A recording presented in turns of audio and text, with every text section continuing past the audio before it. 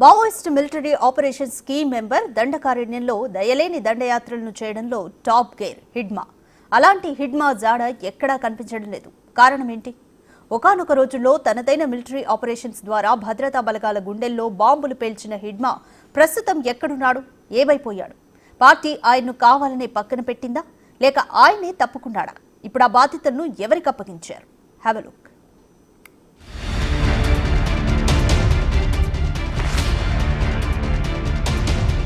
Maoist military operations active member Hidma Dandakaranya బలగాలను మట్టుబెట్టడంలో అత్యంత కీలకం.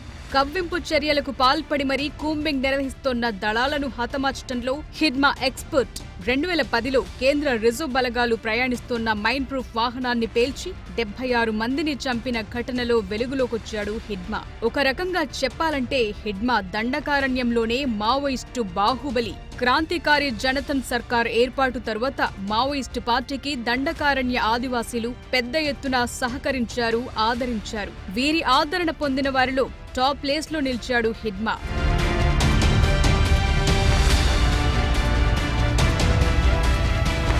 సుమారు 4 ఏళ్ల క్రితం తన సొంత గ్రామమైన పువ్వర్తి, జీనగూడ కీకారణ్యంలో కోంబింగ్ చేపట్టిన బలగాలను చుట్టుముట్టి 26 మందిని హతమార్చడంలోనూ హిడ్మాదే కీలక పాత్ర. ఈ టైంలో ఒక జవాన్ని కిడ్నాప్ చేసి ప్రజా కోర్టులో ప్రవేశపెట్టగా స్థానిక జర్నలిస్టులు చొరవ తీసుకోవడంతో అతన్ని ప్రాణాలతో వదిలారు. బస్తర్లో అయినా ఇతర ప్రాంతాల్లో అయినా ఆపరేషన్ ఎలాంటిదైనా సరే అది విజయం సాధించాలంటే హిడ్మా హ్యాండ్ పడాల్సిందే. మావోయిస్టు పార్టీ బాల సంఘంలో చేరి అంచెలంచెలుగా ఎదిగి టాప్ ప్లేస్ లో చేరాడు హిడ్మా. అయితే కొంతకాలంగా హిడ్మా పేరు వినిపించడం లేదు. ఇటీవల కులాహి ఎదురు కాల్పుల్లో కేంద్ర కమిటీ సభ్యుడు, ఒడిశా ఇన్ఛార్జ్ రామచంద్రారెడ్డి ఎలియాస్ చలపతి మరణించడంతో మరోమారు హిడ్మా పేరు తెరపైకొచ్చింది.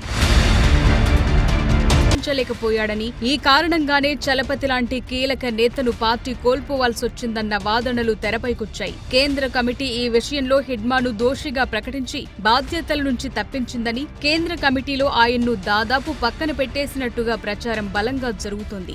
అయితే హిడ్మా స్థానాన్ని భర్తీ చేసేందుకు దేవ్ కు కమిటీ బాధ్యతలను అప్పగించినట్టుగా తెలుస్తోంది.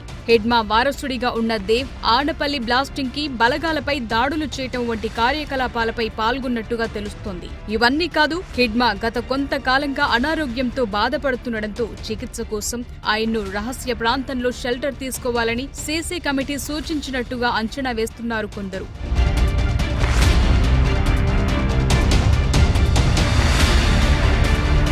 గతంలో హిడ్మా అనారోగ్య సమస్యల గురించి వెలుగులోకొచ్చిన పార్టీ మాత్రం అధికారిక ప్రకటనలేవీ చేయలేదు. దీంతో హిడ్మా కీలక ఆపరేషన్లలో మాత్రమే పాల్గొంటాడన్న ప్రచారం జోరుగా సాగుతోంది.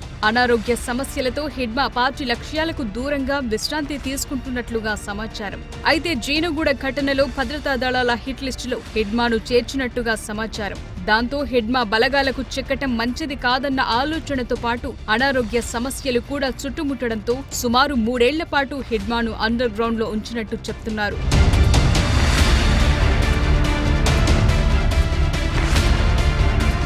ఒకవేళ హిడ్మా పార్టీ కార్యకలాపాల్లో యాక్టివ్ రోల్ ప్లే చేసినా పార్టీ పెట్టుకున్న ప్రధాన లక్ష్యాలను ఛేదించడం వరకే పరిమితమవుతాడని తప్పించి ఇతర పనులకు ఆయనకు సంబంధం లేదన్న వాదనలు సైతం వినిపిస్తున్నాయి. ఓవరాల్ గా హిడ్మా ఎక్కడ అనే ప్రశ్నకు సమాధానం తెలియాలంటే కేంద్ర రాష్ట్ర కమిటీలు ప్రకటించే వరకు ఈ ఊహాగానాలు తప్పవని అంచనా వేస్తున్నాయి దండకారణ్య వర్గాలు.